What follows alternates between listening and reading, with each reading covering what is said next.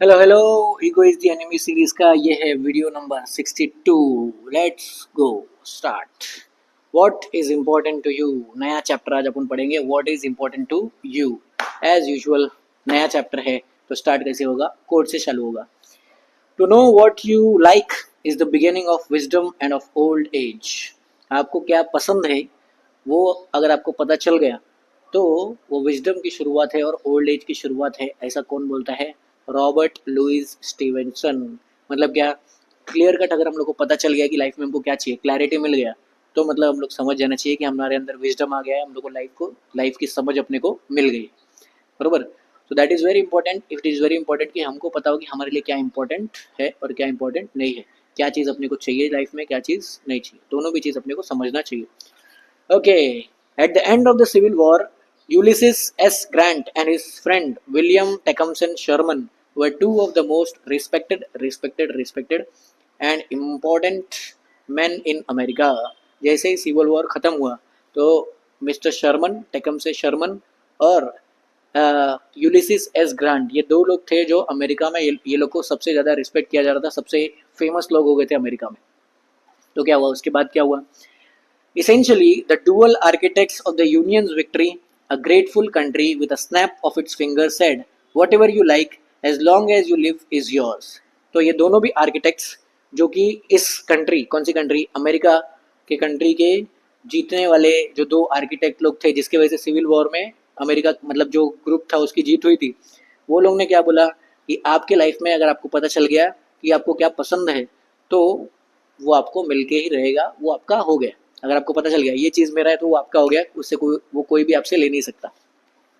With this freedom at their disposal, Sherman and Grant took different paths. ये दोनों भी, कॉलोनल grant और कॉलोनल शर्मन, ये दो लोग ने अलग अलग रास्ता लिया। वो लोग ने बोला, एक ने बोला मैं इस तरीके से काम करूंगा, दूसरे ने बोला अपन दूसरे तरीके से काम करेंगे।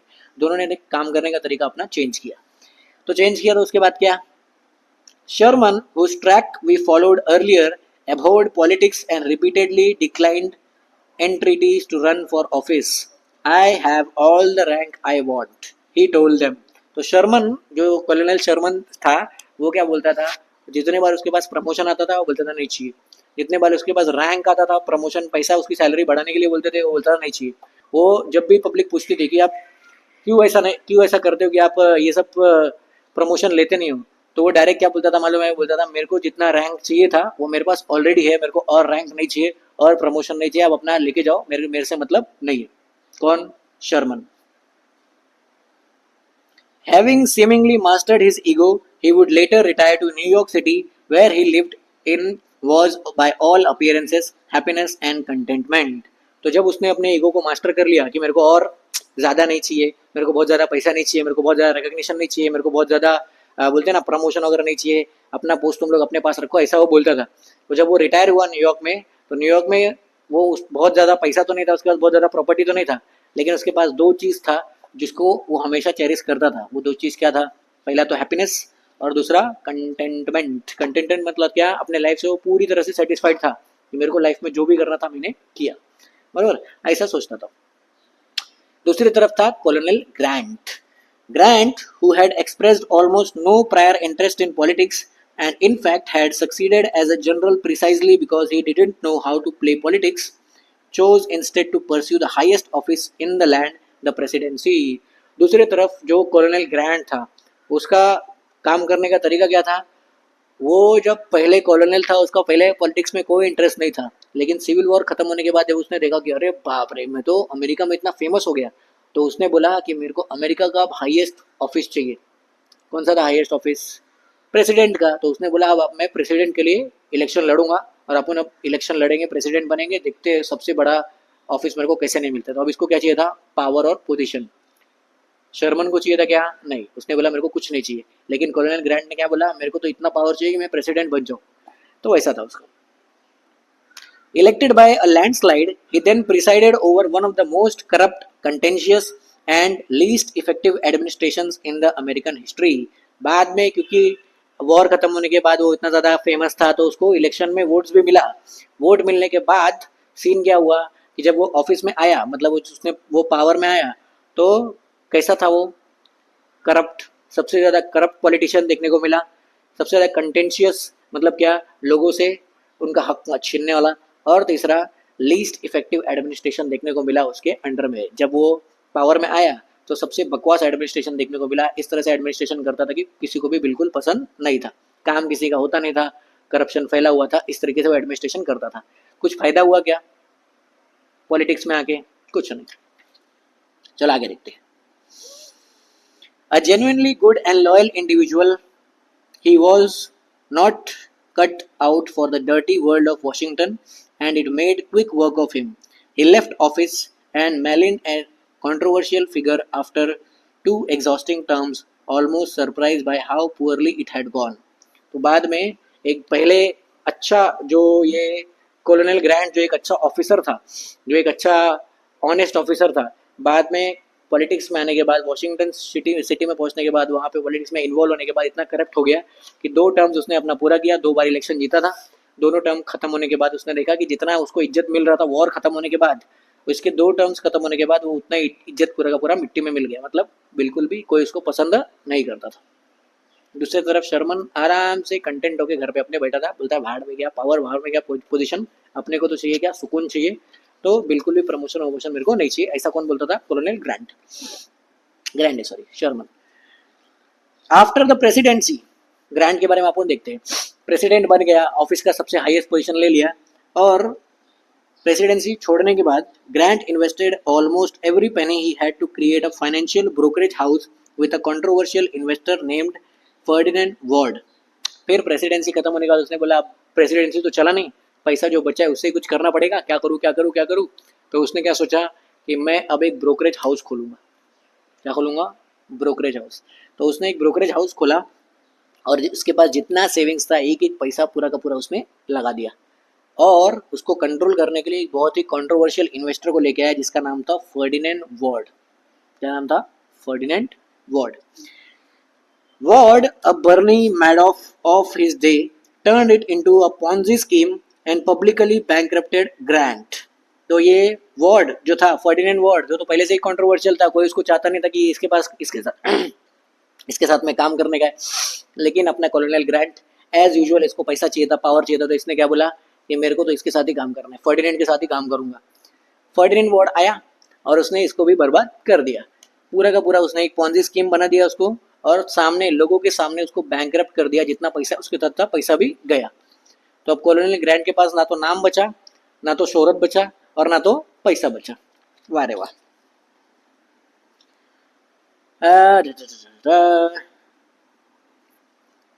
As Sherman wrote with sympathy and understanding of his friend, Grant had aimed to rival the millionaires who would have given their all to have won any of his battles.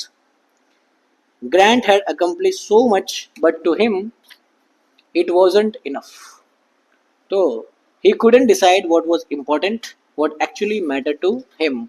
तो अपना कॉलोनल, दूसरा अपना कॉलोनल कौन सा था? ग्रांट तो बर्बाद हो गया। दूसरा कॉलोनल कौन सा बचा था जो खुश था? उसका नाम था शर्मन। शर्मन को जब मालूम पड़ा कि मेरे साथ में ग्रांट था और उसकी इतनी हालत खराब हो गई है, तो उसने बोला मैं इससे बात करता हूँ, देखता हूँ क्या चल रहा है इसका, नहीं तो बेचारा बहुत परेशान रहेगा। तो उसने उसको लेटर लिखा और उसने बोला कि अगर आप मिलियनेयर्स के खिलाफ सोच रहे हो कि आप मिलियनेयर्स के खिलाफ चले जाओगे, लेकिन मिलियनेयर लोग के पास इतना पैसा है कि वो लोग एक ही बार में इतना पैसा खर्चा करेंगे कि आप पूरा पैसा पूरा बर्बाद हो जाओगे। लेकिन आपके पास जो चीज़ था कि आपने वो सिविल वॉर में लड़ाई की और इतना नाम कमाया, वो लोग पूरा का पूरा पैसा अपना दे देते, मिलियनेयर्स अपना पूरा पैसा उड़ा देते, तो भी वो लोग उतना नाम नहीं कमा पाते, क्योंकि बहादुरी का काम था ना वो। तो वो चीज़ उसने लिख के उसको भेजा। ग्रांट के साथ में तकलीफ क्या हुआ कि वो डिसाइड नहीं कर पाया कि उसके लिए क्या इंपॉर्टेंट है, लेकिन कॉलोनल शर्मन को क्लियर कट पता था कि अपने लिए क्या ज़रूरी है, हैप्पीनेस और कंटेंटमेंट। पैसा नहीं मिलेगा तो भी चलेगा, प्रमोशन नहीं मिलेगा तो भी चलेगा, ऐसा वो सोचता था। That's how it seems to go. We are never happy with what we have. We want what others have too. तो ऐसा ही हमेशा होता है।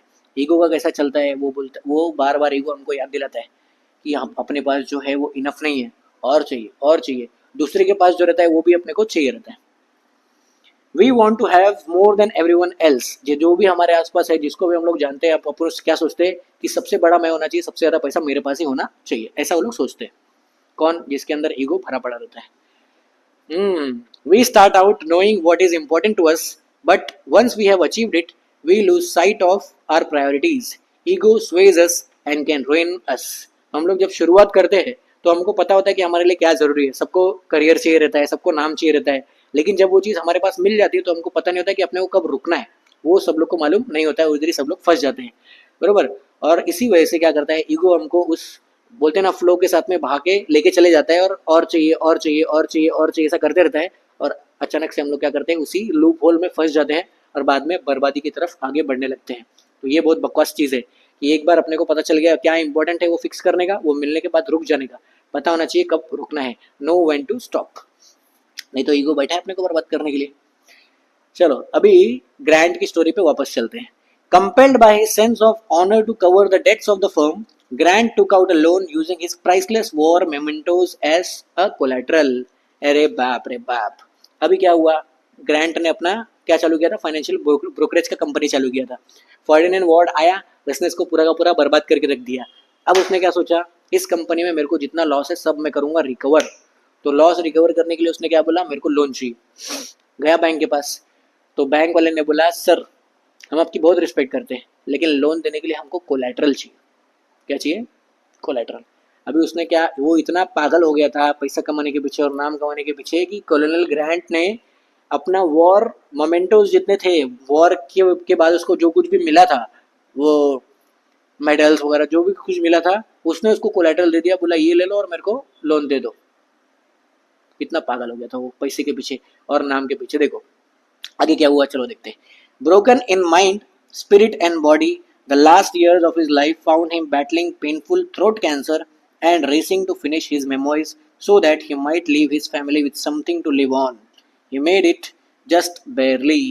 अब वो माइंड से भी पूरा टूट चुका था, स्पिरिट से भी पूरा टूट चुका था, उसको कुछ करने का मन नहीं था, और शरीर से भी पूरा परेशान हो गया था, क्योंकि उसके जब वो उसके ज़िंदगी के आखिरी दिन चल रहे थे तब उसको बेचारे को थ्रोट कैंसर हो गया. अब कैंसर हो गया तो उसको बहुत दर्द होता था, बहुत दर्द में उसके आखिरी दिन भी थे. तो उसने क्या सोचा कि मैं एक काम करता हूँ, मेरे मेमोरीज लिखता हूँ कि मेरे वॉर के टाइम पे मेरे दिन कैसे थे. उसके बाद जब मैंने कंपनी स्टार्ट किया तो मेरे दिन कैसे थे. उसके बाद जब मैंने दूसरा वाला वेंचर शुरू किया था, मैंने सोचा था कि मैं जाऊँगा और मेरे को प्रेसिडेंट बनना है, तो प्रेसिडेंट वाले दिन के बारे में लिखना. तो उसने क्या बोला कि मैं मेमोरीज लिखता हूँ, इससे कम से कम जब मैं मर जाऊँगा तो थोड़ा बहुत पैसा मेरे फैमिली को तो मिलेगा, उसका अगर बुक छप जाएगा और उससे पैसा आएगा तो ये इसने दिमाग चलाया. और फिर उसके बाद he made it just barely, थोड़ा ही पैसा मिला लेकिन मिला. बराबर. तो आखिर में उसको अक्ल आया कि सब छोड़ो, मैं मेरे पास जो चीज़ है, अभी लास्ट में तो क्या बचा, उसके बाद उसकी स्टोरी बची, तो उस स्टोरी से ही उसने कुछ अच्छा करने की कोशिश की. One shudders to think of the vital forces drained from this hero who died at just 63 in agony and defeat. This straightforward, honest man who just couldn't help himself, who couldn't manage to focus, and ended up far outside the bounds of his ample genius. तो किसी को भी समझने में कोई भी तकलीफ नहीं होना चाहिए कि ये आदमी जो हमारा हीरो था किसी टाइम पे, मतलब अमेरिका का हीरो था, सिविल वॉर में हीरो था, वो सिर्फ 63 की एज में बेचारे की डेथ हो गई. एगनी और डिफीट की वजह से परेशान था और हारा हुआ था, इसकी वजह से. ये स्ट्रेट फॉरवर्ड इंसान जो कभी लोगों से नजरें मिला के बात करता था, ऑनेस्ट था, जो कभी ऑनेस्ट हुआ करता था, वो बेचारा अपने आप की मदद नहीं कर पाया. उसको पता नहीं था कि उसको ज़िंदगी से क्या चाहिए, वो फोकस नहीं कर पाया, और इस वजह से क्या हुआ, अपना जो जीनियस था, जो उसके अंदर खास बात थी, उससे वो बहुत ज़्यादा दूर होते गया. और इवेंचुअली क्या हुआ, उसकी पूरे के पूरे रिसोर्सेज ड्रेन हो गए, उसका पैसा भी चले गया, उसके पास जो माइंड था वो भी चले गया, उसको जो ऑनर और डिग्निटी मिला था कि ये वॉर वेटरन कॉलोनल ग्रांट, वो भी पूरा का पूरा उसके हाथ से चला गया. So this is super important कि हमारे पास जो है उसको बढ़ाने के चक्कर में हम लोग पूरा का पूरा उसको बर्बाद ना कर ले, वो बहुत ज़रूरी. That is very important. वो समझना अपने को ज़रूरी है. इसके लिए कभी भी पता होना चाहिए कि अपने लिए क्या इंपॉर्टेंट है. Know what is important to you. Yes, चलो आगे देखते हैं. What could he have done with those years instant? How might have America looked otherwise? How much more could he have done and accomplished? अगर हम लोग otherwise सोचे कि अगर इसने ये फालतूगिरी नहीं किया होता, अमेरिका के प्रेसिडेंट के लिए इलेक्शन नहीं लड़ा होता, तो उसके जगह पे कोई और प्रेसिडेंट बनता और अमेरिका को आगे लेके गया होता. ये तो पीछे लेके गया. बरोबर. जो इसके पास विजडम था, वो विजडम को यूज करके अपने फैमिली को टाइम दे सकता था, वो भी सब कर सकता था, और बहुत कुछ कर सकता था, और बहुत कुछ अकम्प्लिश कर सकता था, और भी ज़्यादा इसके पास मौके चल के आते. लेकिन उसने उसको सिलेक्ट किया क्या? नहीं, उसने बोला मैं अपने हिसाब से चलूंगा, अपने ईगो के हिसाब से चलूंगा, और ईगो के हिसाब से चला, ईगो ने उसको डुबा दिया। कितने साल की उम्र में? 63 की उम्र में ही स्वर्गवास हो गया। अब बताओ। Not that he is unique in this regard. All of us regularly say yes, unthinkingly or out of vague attraction or out of greed or vanity. तो ऐसा नहीं कि ये कॉलोनियल ग्रैंड कुछ अलग था इसकी वजह से इसके साथ इतना बुरा हुआ, हम लोग भी इसके जैसे ही, अपने अंदर भी ये सब चीज़ें आती है। बिना सोचे समझे हम लोग अट्रैक्शन की वजह से बहुत सारे डिसीजन ले लेते हैं, बिना सोचे समझे हम लोग लालच की वजह से बहुत सारे डिसीजन ले लेते हैं। बहुत सारे डिसीजन हम लोग ऐसे लेते हैं प्राइड की वजह से कि मेरे को गर्व है कि मैंने ये सब किया है, मतलब जो भी मैं ट्राई करूंगा वो होगा ही होगा, वो अपन सोच लेते हैं, इसकी वजह से अपन फेल हो जाते हैं। तो सेम हम लोग कॉलोनियल ग्रैंड जैसे ही है, ऐसा नहीं कि हम लोग बहुत अलग है तो हम लोग उसको देख के हंसे कि अरे पागल था, अपन भी वैसे ही है। बुक अपने को ये स्टोरी दिया था कि अपन इस चीज से बच सके। Because we can't say no, because we might miss out on something if we did, we think yes will let us accomplish more, when in reality it prevents exactly what we seek. All of us waste precious life doing things we don't like, to prove ourselves to people we don't respect, and to get things we don't want. तो हम लोग ये इसके जैसे ही है, क्योंकि हम लोग क्या बोल देते हैं? यस बोल देते हैं। ऐसी चीज़ों को यस बोल देते हैं जिसको हम लोग यस बोलना ही नहीं चाहते, जो अपने को पसंद ही नहीं है। ऐसी चीज़ें हम लोग करते हैं जो कि हमको करना पसंद ही नहीं है। ऐसे लोगों के साथ जाके हम लोग मिलते जुलते हैं जो कि हमको बिल्कुल पसंद नहीं है। वो लोग को इम्प्रेस करने के लिए हम लोग चीज़ें खरीदते हैं और शो ऑफ करते हैं, जो कि जिनको हम बिल्कुल भी पसंद नहीं। सोचो कोई लॉजिक है इस बात में? वो आदमी अपने को पसंद ही नहीं करता, उसको इम्प्रेस करने में हम लोग लगे कि देखो देखो मैंने शर्ट पहन के आया, मैंने कितना अच्छा किया है, अकम्पलिशमेंट दिखाते। सबसे बड़ा फालतूगिरी। और हम लोग ऐसी चीज़ें करते हैं जो कि हम लोग को करना ही नहीं है, फिर भी हम लोग वो चीज़ करते हैं सिर्फ लोगों को इम्प्रेस करने के लिए, या फिर अपने ईगो को सेटिस्फाई करने के लिए। किस में आके?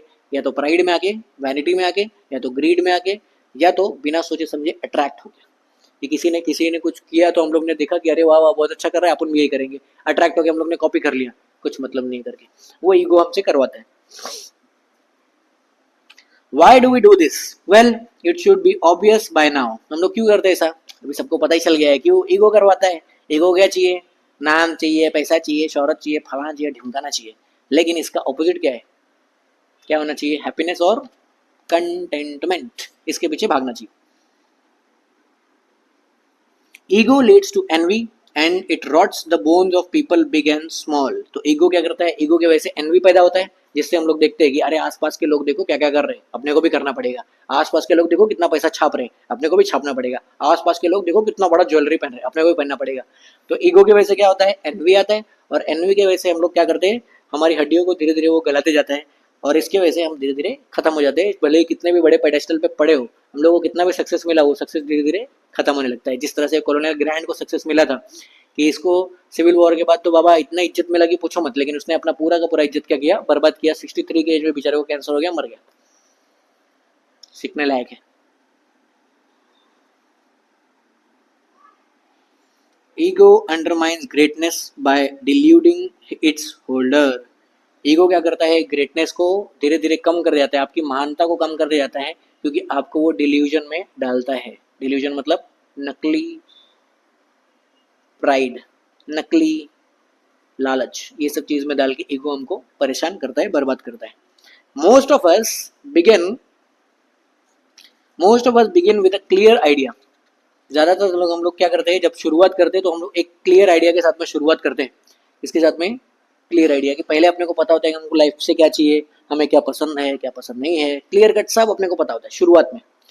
फिर क्या होता है? आगे धीरे धीरे जाके देखो, the success we achieve, specially if it comes early और in abundance, puts us in an unusual place. जब हमको पता होता है कि हमको जिंदगी में ये चाहिए, हम मेहनत करते हैं, बहुत मेहनत करते हैं, स्ट्राइव करते हैं, सैक्रिफाइसेस करते हैं, और वहां पे पहुंच जाते हैं और अपने को मिलता है यस सक्सेस मिल गया, अब इसके बाद तो कुछ नहीं चाहिए।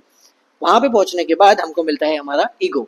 ऐसे जगह पे हम पहुंचते हैं जहाँ पे आज तक हम लोग कभी नहीं पहुंचे, इतना ओवरवेलमिंग रिस्पॉन्स होता है। पहुंचने के बाद क्या होता है? देखो, because now all of a sudden we are in a new place and we have trouble keeping our bearings.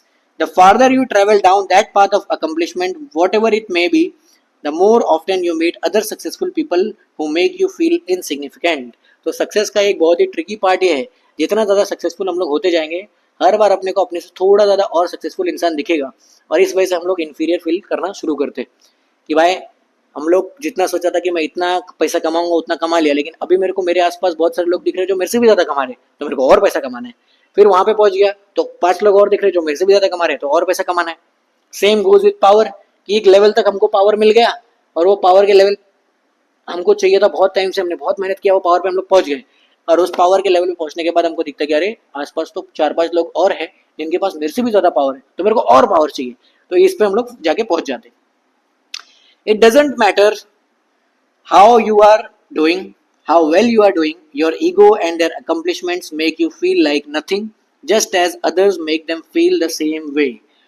कुछ फर्क नहीं पड़ता कि हम लोग क्या कर रहे हैं, हम लोग कितना अच्छा कर रहे हैं, हमारा ईगो क्या सोचता है, हर बार हमको हमारे आसपास के और बड़े लोगों को दिखाता है, और दिखाता है कि हमने अभी तक कुछ नहीं किया, हमको लगता है कि अरे अभी तक तो कुछ नहीं किया, अभी और बहुत कुछ करना बाकी है, और मेहनत करना बाकी है, और पैसा कमाना बाकी है, और पावर चाहिए, सब कुछ और इसको लेके वो 99 क्लब का एक बहुत अच्छा स्टोरी है कि एक किसान रहता है, वो किसान को क्या होता है, अचानक से एक दिन अपने वो खेत में जाता है, और खेत में उसको एक पॉट मिलता है, उस पॉट या बैग रहता है, उस बैग के अंदर उसको 99 सोने के सिक्के मिलते हैं। कितना? 99। फिर वो सोचता है अरे 99 सोने के सिक्के, गिनता है, एक बार गिनता है, बोलता है मेरे से गलती हुआ रहेगा, अपन एक बार फिर से गिनते हैं, शायद 100 सोने का सिक्का रहेगा। फिर से गिनता है 1 2 3 4 5 6, फिर 99। फिर से बोलता है अरे 99 सिक्का है, तो 99 सिक्का है, तो वो सोचता है कि अभी इसको 100 सिक्का करने के लिए मेरे को बहुत कुछ मेहनत करना पड़ेगा, तो जाता है एक आदमी के पास काम करने के लिए, वो बोलता है कि मेरे को सोने के सिक्के चाहिए, तो क्या करना पड़ेगा, वो बोलता है जाओ मेरे इधर पे महीने भर काम करो, मैं आपको 2 सोने के सिक्के दूंगा। 2 सोने के सिक्के के लिए वो दिन पूरा मजदूरी करता है, मजदूरी किया किया किया किया किया, फिर घर पे जाता है, घर पे उसके क्या होता है कि 2 सोने के सिक्के चले जाते हैं, क्योंकि वो घर को मेंटेन करने के लिए उसकी वाइफ ने ले लिया रहता है, तो लेके आता है, वो बोलता है अभी तो 101 हो गया, अपन डालते हैं, अब तो 100 हो ही जाएगा, एक घर पे दे दूंगा और 100 हो जाएगा, एक घर पे देता है, फिर उसके बाद गिनना चालू करता है 1 2 3 4 5 6 7 8, फिर से गिना, फिर से 99, क्योंकि उसकी वाइफ ने 1 आध 2 रख दिया रहेगा तो 99। इसी तरह से वो फंस जाता है, फिर वो काम करते रहता है, जिंदगी भर फंसे रहता है। तो सेम चीज़ यहाँ पे भी बोला है कि हम लोग दूसरों को देखते देखते, या हम लोग सेटिस्फाइड नहीं होने की वजह से, हमको पता नहीं होता कि हमको क्या हमारे लिए क्या इंपॉर्टेंट है, इसके लिए हम लोग फंस जाते हैं, और फिर हम लोग आगे नहीं बढ़ पाते उस सक्सेस का, ना तो हम लोग एंजॉयमेंट ले पाते हैं, मजा ले पाते हैं कि अरे भाई इतना मेहनत किया मैंने, इतना आगे आया, पहले मैं कहाँ पे था, आज किस जगह पे हूँ, वो देखने का हम लोग के अंदर पेशेंस नहीं बचता, और हम लोग फिर और ज़्यादा कमाने के चक्कर में, और ज़्यादा पावर के चक्कर में फंस जाते हैं। It is a cycle on ad infinitum. While our brief time on earth or the small window of opportunity we have here does not. तो ये साइकिल जो है जिसमें हमको और चाहिए होता है, और पैसा और रिकग्निशन चाहिए, ये तो कभी खत्म नहीं होता है, वो बढ़ते रहेगा, हमेशा हमको और चाहिए रहता रहेगा, लेकिन हमारा टाइम इस अर्थ पे लिमिटेड है। अर्थ पे हम लोग जो टाइम कंज्यूम करने के लिए आए हैं उसको हम लोग को सही जगह पे लगाना चाहिए, और इसके लिए सबसे ज़्यादा ज़रूरी है हमको पता हो कि हमारे लिए क्या इंपॉर्टेंट है। वापस से अपन जाते वो कॉलोनल शर्मन केस पे, उसको पहले से पता था कि मेरे को ज़्यादा सैलरी नहीं चाहिए, मेरे को ज़्यादा बड़ा पोस्ट नहीं चाहिए, मेरे को बड़ा ऑफिस नहीं चाहिए, उसने बोला मैं जहाँ पे पहुँचा हूँ मैं वहाँ पे खुश हूँ, उस पर उसी पोस्ट पे उसने ज़िंदगी भर सर्विस दिया, और देने के बाद फिर रिटायर हो गया। रिटायर होने के बाद आराम से खुशी से उसने अपना बाकी का ज़िंदगी बिताया, बरोबर। तो वेरी इंपॉर्टेंट, बहुत ज़्यादा ज़रूरी है कि अपने को क्लियर कट पता होना चाहिए कि हमको ज़िंदगी में क्या चाहिए। So we unconsciously pick up the pace to keep up with others. But what if different people are running for different reasons? What if there is more than one race going on? तो हम लोग क्या करते हैं, क्योंकि हम लोग का टाइम लिमिटेड है और हम लोग का ये लूप होल में हम लोग फंस जाते हैं, तो हम लोग अनकॉन्शियसली सोचते हैं कि हमारे आसपास के जो पीयर ग्रुप्स है, उन पीयर ग्रुप से हमको क्या करना है, कम्पीट करना है, आगे जाना है। लेकिन क्या हो अगर हम लोग को पता चले कि सबका रेस अलग अलग है, सबके लिए जो टॉप फ्लोर है, सबके लिए जो जहाँ पे लोग पहुँचना चाहते हैं, जो इंपॉर्टेंट है, सबके लिए अलग अलग है, तो कोई कंपटीशन है ही नहीं। अगर हम लोग ऐसा सोचे तो तब तो लाइफ का पूरा देखने का कॉन्सेप्ट चेंज हो जाएगा, तो ये बहुत ज़रूरी है। That's why Sherman was saying about Grant. There is a certain gift of the Maggie, irony in how badly we chase what will not be truly pleasurable.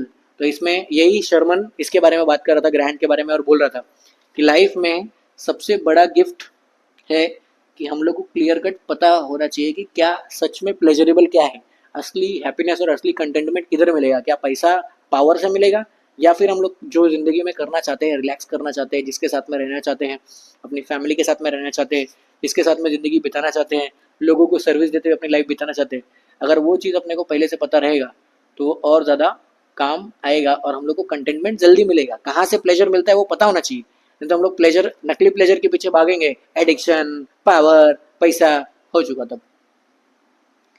Eight the very least it won't last if only we could all stop for a second. तो सबको पता है कि हम लोग कितना भी पैसा छाप ले, हम लोग कितना भी पैसा कमा ले, कितने भी दोस्ती बिल्ड कर ले, कितने भी रिलेशनशिप बिल्ड कर ले, वो हमेशा के लिए तो कुछ रहने वाला है नहीं। तो इसके लिए लोगों को पता होना चाहिए कब रुकना है। Everyone should know when to stop. एक सेकंड के लिए रुक के हमेशा सोचना चाहिए कि जितना मेरे पास है उतना इनफ है, मैंने जितना सोचा था उतना मेरे पास है कि नहीं, अभी मैं जिस लेवल पे हूँ पहले जिस लेवल पे था वो उससे बेटर है कि नहीं है, वो देखने के लिए जाएंगे तो मोस्टली जो भी लेवल होता है हमेशा पहले से बेटर ही होता है, उसमें कुछ दोहरा ही नहीं होता है। तो that is very important. Let's be clear, competitiveness is an important force in life. तो क्लियर ऐसा रहना है, अपने को क्लियर रहना चाहिए, कॉम्पिटिटिवनेस एक इंपॉर्टेंट फोर्स है। ऐसा नहीं कि हमको मेहनत नहीं करना है, हमको आगे नहीं बढ़ना है, हमको और ज्यादा की इच्छा नहीं होनी चाहिए, लेकिन पहले इसके ऊपर और देखते हैं। It is what drives the market and is behind some of mankind's most impressive accomplishments। तो ये कॉम्पिटिटिवनेस ही है, कंपटीशन ही है जो हमको एक दूसरे से आगे लेके जाता है, और इंसान ने जो भी अचीव किया है, जो भी इन्वेंशन हुआ है, वो कंपटीशन की वजह से ही हुआ है। On an individual level, however, it is absolutely critical that you know who you are competing with and why you are competing, that you have a clear sense of the space you are in। तो last line ये video का अपन क्या देखेंगे, इसमें बताया है कि competitiveness बुरी बात नहीं है, लेकिन क्लियर कट हमको पता होना चाहिए कि हमारा कंपटीशन किसके साथ में है और वो कंपटीशन कब जाके खत्म होगा, वो कंपटीशन क्यों है, हमारा गोल क्या है लाइफ में, उससे रेजोनेट करना चाहिए वो कंपटीशन। तभी हम लोग को जो चाहिए वो अकम्प्लिश कर पाएंगे, नहीं तो ये अकम्प्लिशमेंट का साइकिल चलते रहेगा और अपने को पता ही नहीं रहेगा कि मैं जाके रुकूँ किधर, आखिरी गोल क्या है, लास्ट रिसोर्ट क्या है, वो पता होना चाहिए हमेशा। बरोबर, कॉम्पिटिटिवनेस बुरी बात नहीं है, कंपटीशन करना चाहिए, लेकिन we should always know when to stop. On that note, see you in the next video, bye bye.